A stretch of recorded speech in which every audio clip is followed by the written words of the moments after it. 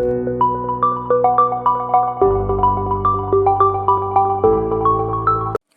Friends, welcome to my channel.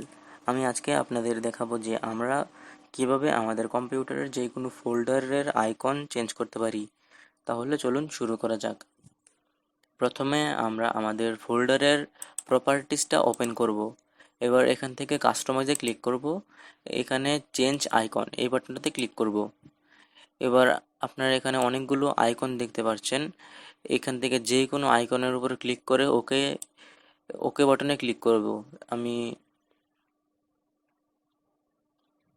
এই আইকনটা select করে ওকে বাটনে ক্লিক করে অ্যাপ্লাই বাটনটাতে ক্লিক করলাম।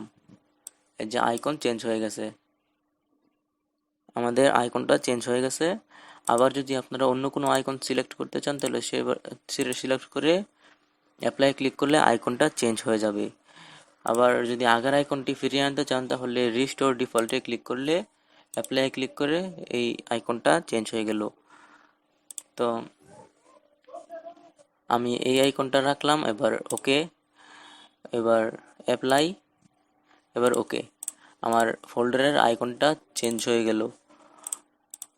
আপনারা দেখতে পাচ্ছেন আমার ফোল্ডারের আইকনটা চেঞ্জ হয়ে গেল। তো আপনারাও এইভাবে আপনাদের ফোল্ডারের আইকন চেঞ্জ করতে পারেন। তো ফ্রেন্ডস, আজকের জন্য এতটুকুই।